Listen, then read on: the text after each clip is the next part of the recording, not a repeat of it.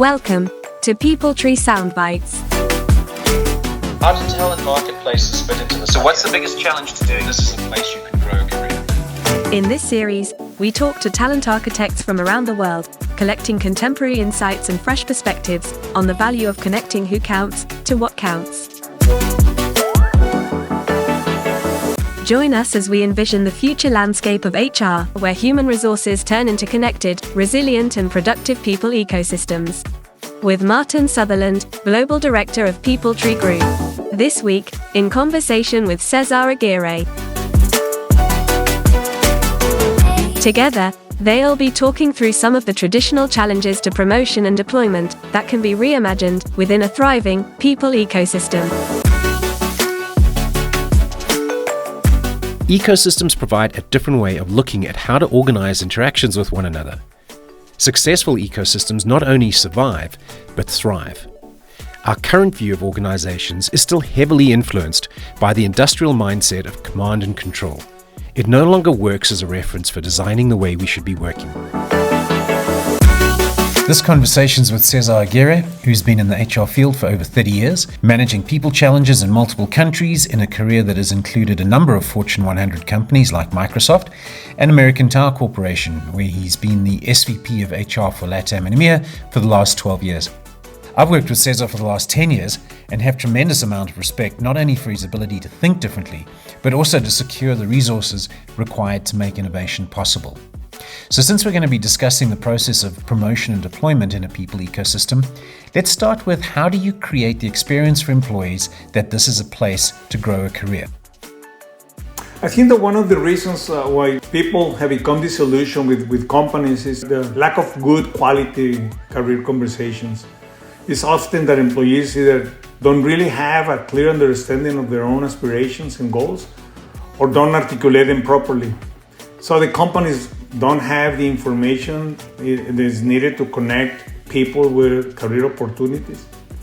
In a people ecosystem where the focus is on building sustainable relationships, I think it's critical to improve the quality of the career conversations and truly promote this sharing of information from both sides.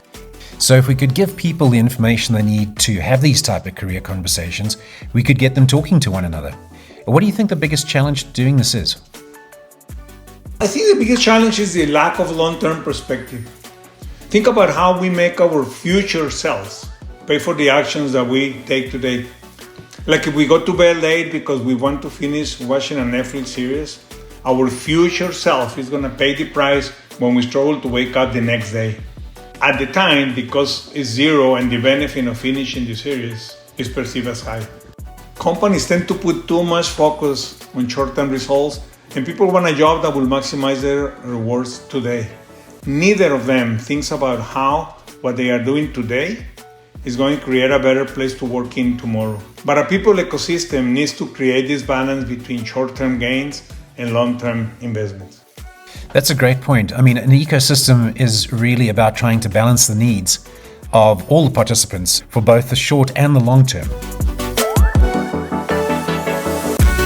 So one of the concepts that seems to be becoming quite popular at the moment in terms of making these connections between people's desires and talents and skills and the organization's needs is the concept of a talent marketplace. How do you think talent marketplaces fit into this concept of people ecosystems? Well, I don't think talent marketplace fits into the idea of people ecosystem. And let me tell you why I'm saying this. First, markets require incentives, and managers are not incentivized to promote and grow their talent, especially when it's outside of their own business units. Second, markets require efficiency, and HR, quite frankly, is not always the most efficient function to facilitate the movement of talent. Because even if it has the technology, it can be constrained by processes and policies. Third, markets rely on all parties having equal access to information. But organizations have an information asymmetry, and often the information about opportunities is concentrated in just a few people. Fourth, markets need a common definition of what they are trading, but there is a lack of consistency in defining what talent really is. And that makes it difficult to match the right talent to the right role. And lastly, markets work best when friction is reduced and any formal process of promoting and deploying talent becomes bureaucratic and inconvenient. In a people ecosystem, it makes sense to think about talent flowing from one place to the next, rather than being traded as a commodity. You know, Cesar, I think this is a great example of how thinking like an ecosystem can actually change the way you structure processes in a company, because even asking the question around talent marketplaces, we still have this idea of commodities, of trading, of supply and demand. And I don't think ecosystems ideally should work like that.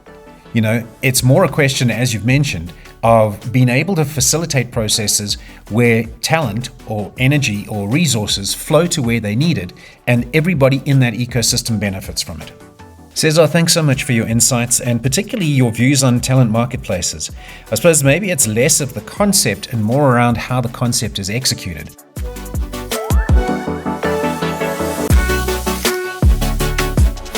Sustainable people ecosystems are more productive because their composition utilizes more of the resources that are available to them. They're more resilient because their design allows them to bounce back faster in the face of adversity. They're more adaptable because their diversity provides more attributes to access when conditions change. And ultimately, they're more valuable because their continuity creates long-term value for the greatest number of people. Thank you for listening to Peopletree Soundbites. You can find all of Cesar's insights and more in our Peopletree Soundbite archive. For more information on people ecosystems, visit our website at peopletreegroup.com, where we have resources that you can use to evaluate the sustainability and health of your own people ecosystem. Join us each week for a new soundbite with a talent architect from around the world, offering their contemporary insight and fresh perspective on the value of connecting who counts to what counts.